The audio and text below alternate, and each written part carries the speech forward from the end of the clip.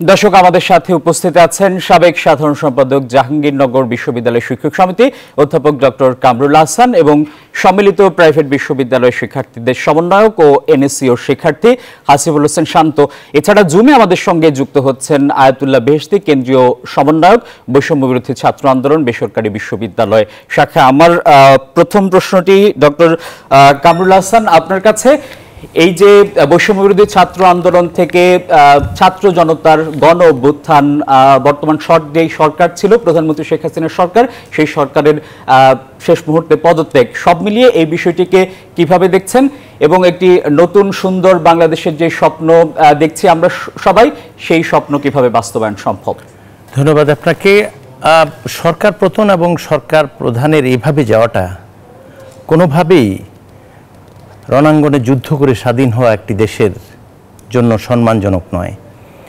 আমরা হয়তো পট পরিবর্তন করছি, কিন্তু সারা বিশ্বে আমাদের যেই একটা নতুনভাবে ভালো দিক হচ্ছে আমরা খুব সংগ্রামী, কিন্তু অন্য দিক হচ্ছে অর্থনৈতিকভাবে আমরা এমনিতেই দুর্নীতি, দুঃশাসন, বৈষম্য, দ্রব্যমূল্যের ঊর্ধ্বগতি সব মিলে নাভিশ্বাস উঠেছে। এরকম একটি অর্থনৈতিক চরম দুরবস্থায় এক মাস এইভাবে প্রত্যেকটি আবেদনকে অগ্রাহ্য করে বল প্রয়োগের মাধ্যমে জনতাকে, বিশেষ করে ছাত্রদেরকে প্রতিহত, ছাত্র আন্দোলনকে প্রতিহত করার যেই চেষ্টা করা হয়েছে এবং চরমভাবে ব্যর্থ হয়েছে, সেই জায়গা থেকে ভবিষ্যতে যে শিক্ষা নেওয়ার বিষয়টা সেটা মাথায় রাখতে বলতে চাই। আর আরেকটি বিষয় হচ্ছে যে এখন আমরা একটা যেই উত্তর পর্বের বাংলাদেশ, আমাদের 24-এর মুক্তিযোদ্ধা, আমাদের এই তরুণ প্রজন্ম, তারা যেটা দেখিয়েছেন, নতুন যারা এই অন্তর্বর্তীকালীন সরকারে আসবেন, ছাত্রদের প্রতিনিধিত্ব একটি যৌক্তিক পর্যায়ে নিশ্চিত করতে হবে। দ্বিতীয়টি হচ্ছে বিলম্ব সবসময় ক্ষতির কারণ, সেটা দুই জায়গায়। একটা হচ্ছে অর্থনৈতিকভাবে প্রতিদিন ব্যাপকভাবে ক্ষতিগ্রস্ত হচ্ছি, আর জানমালের ক্ষতি নয়। কেন? এটা দুটো দিক বলি। একটা হচ্ছে তদন্তের দিকে আমরা দেখেছি একটা বিচার বিভাগের তদন্ত কমিটি করা হয়েছে, 2 সপ্তাহের বেশি সময় হয়ে গেছে, আমরা দেখছি তার কোনো অগ্রগতি নেই। আলামত নষ্ট হয়ে গেলে কি করে বিচার হবে? আরেকটি আমরা দেখেছি যে ভিডিও চিত্র দেখে গ্রেপ্তার করার কথা বলেছিল সরকার, কিন্তু আমরা দেখেছি শুধু আন্দোলনকারীদেরই গ্রেপ্তার করা হয়েছে বাড়িতে গিয়ে, অথবা বিভিন্ন জায়গায় অহিংস আন্দোলনের জায়গা থেকেও, কিন্তু নিজেদের সন্ত্রাসীদের গ্রেপ্তার করেনি। ফলে আমি বিশ্বাস করি এখন যারা জানমালের ক্ষয়ক্ষতি করছেন, এই উত্তর পর্বের বাংলাদেশে একটা সুন্দর বাংলাদেশের স্বপ্ন যেখানে দেখছি, শিক্ষার্থীদের যে দাবির রূপরেখা আসবে, সেখানে প্রত্যেকটি ঘটনার বিচার হবে। ফলে আমি বিশ্বাস করি আবেগের বশবর্তী হয়ে যদি কোনো জানমালের ক্ষতি করেন, সেটা কিন্তু আমাদের শিক্ষার্থীদের এই ন্যায্য আন্দোলন এবং তাদের দাবির সাথে যদি মিল রেখে বলি, সেটারও কিন্তু বিচার হওয়া উচিত এবং হবে। সেজন্য আমি বিশ্বাস করি আপনারা যদি একটা অসাম্প্রদায়িক স্বপ্নের বাংলাদেশ তৈরি করতে চান, সত্যিকার অর্থে গর্বের একটা দেশ তৈরি করতে চান, শুধু মুখে বললে তো হবে না। আমরা দেখেছি বিগত সরকার, মানে পতিত আমি বলবো, যে কেন কিভাবে ধ্বংস হয়েছে। আমাদের এটা থেকে শিক্ষা নিতে হবে। অর্থনীতি প্রায় শেষ করে দিয়েছে, এখন একেবারে খাদের কিনারায়। আমার বিশ্বাস আমাদের এই যে নতুন শিক্ষার্থীরা যারা বৈষম্য বিরোধী আন্দোলন করছে, অর্থনীতি দুর্বল হলে বৈষম্য আরও বেড়ে যাবে।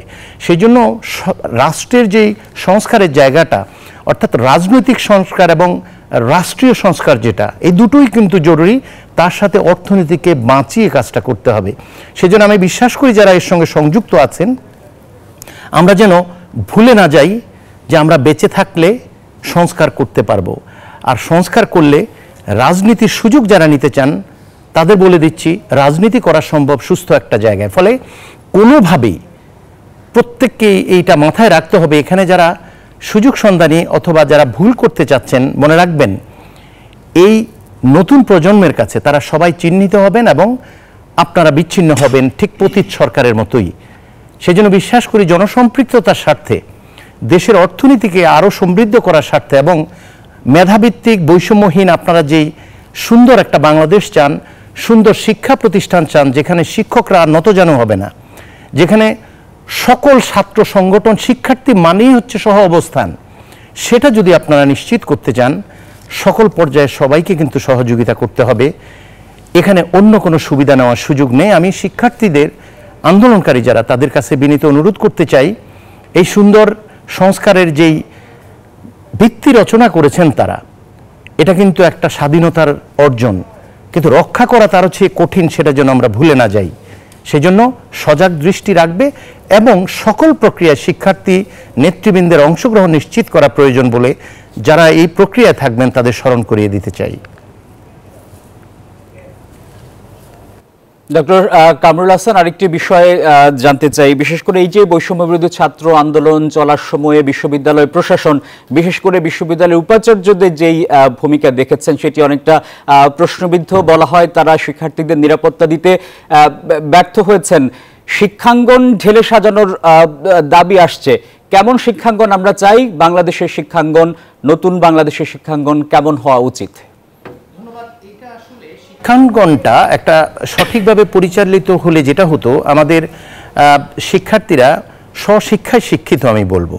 আমাদের শিক্ষাক্রম বলুন, আমাদের ক্যারিকুলাম বলুন, আমরা যেই ঘটনাগুলো ঘটিয়েছি কদিন, আমাদের কোনো শিক্ষাবিদ আমি দেখেছি পুরনো শিক্ষা পদ্ধতিতে এত বড় শিক্ষাবিদ হয়েছেন, অথচ এই বারবার পরিবর্তনশীল ক্যারিকুলাম এবং একটা উদ্দেশ্য সামনে রেখে ইতিহাস বিকৃত করে যেই পাঠ্যক্রম তৈরি করা হচ্ছে, তাতে করে এমন শিক্ষার্থীও খুঁজে পেয়েছি 21শে ফেব্রুয়ারিতে কি হয়েছে জিজ্ঞেস করেছে, বলেছে স্বাধীনতা দিবস। তাহলে যারা নতুন করে এই শিক্ষা পদ্ধতি বারবার পরিবর্তন করছেন, আপনাদের অর্জনটা খেয়াল করতে হবে। আমি সেই জন্য চাই শিক্ষার টোটাল যে পরিবর্তনের জন্য আমাদের, আপনি অবাক হয়ে যাবেন, আমি অনেক সচেতন পিতামাতাকে দেখেছি যারা হচ্ছে অত্যন্ত দরিদ্র দুর্বল, তারা মাদ্রাসায় পড়ানোর জন্য বেশি আগ্রহী, কারণ সেখানে শিক্ষা ক্যারিকুলামটা স্থির আছে। আবার যারা খুব অর্থশালী তারা কিন্তু ইংলিশ মিডিয়ামে পড়াচ্ছে। তার মানে হচ্ছে যে আমাদের নিজস্ব যে চাহিদা, আমাদের প্রেক্ষিতের সাথে মিল রেখে যে ক্যারিকুলাম এবং অবিকৃত ইতিহাস পড়ে যে সন্তানরা বড় হওয়ার কথা, সেটা কিন্তু হতে পারছে না। তারা নিজেদের চেষ্টায় কিছু হচ্ছে, তাহলে দেশটায় নেতৃত্ব দিবে কে? সেই জন্য আমি মনে করি একটি শিক্ষা টোটাল সিস্টেমটাকে যদি আপনি ঠিক করতে চান, প্রথমত এই শিক্ষা নীতি, শিক্ষা কারিকুলাম এবং পাঠ্যক্রমের জায়গাটায় একটা প্রো কান্ট্রি এবং সঠিক একটা অবিকৃত ইতিহাস তৈরি করতে হবে, তথ্য নির্ভর। দ্বিতীয়টি হচ্ছে বিশ্ববিদ্যালয়গুলোতে আমরা দেখেছি যে ছাত্রদের সহ অবস্থান নেই। আপনি কি করে ইন্টারঅ্যাক্টিভ এডুকেশন এনশিওর করবেন, যেখানে শুধু আইডেন্টিটি পলিটিক্সের কারণে একটা নির্দিষ্ট সংখ্যক শিক্ষার্থী বিশ্ববিদ্যালয়ে ঢুকতে পারে না? তাহলে এই প্রশাসন কি করে সফল দাবি করেন? তাছাড়া কোমলমতি শিক্ষার্থী তারা সরকার দলীয় সংগঠন করে যখন অন্য সংগঠনকে না পায়, তারা প্রতিযোগিতা করার যে সুযোগটা জ্ঞান ভিত্তিক সেটা আর থাকে না, তখন তারা এক একজন মনস্টার হয়ে যায়। আমরা দেখেছি জাহাঙ্গীরনগর বিশ্ববিদ্যালয়ে মোস্তাফিজ একজন ধর্ষক হিসাবে সে তার জীবন শেষ করলো একটা ছাত্র সংগঠনে এসে মাদকে আসক্ত হচ্ছে। এর কারণ কি? সে কিন্তু মেধাবী ছিল, তার মা আশ্রয়ন প্রকল্পে থাকতো এবং ওই এলাকার সবচেয়ে আলোকিত মেধাবী সন্তান ছিল। ফলে কেউ আসলে পাপী হয়ে জন্মায় না। এই শিক্ষা প্রতিষ্ঠান, এই রাষ্ট্র ব্যবস্থা, কর্তৃত্ববাদী ব্যবস্থা, এগুলো আমাদের ধ্বংস করে দিয়েছে। ফলে আমরা চাই একটি সুন্দর বিশ্ববিদ্যালয়ে যদি একটা সুন্দর শিক্ষা প্রতিষ্ঠান যদি আমরা তৈরি করতে চাই, আমাদেরকে এই জায়গাগুলোতে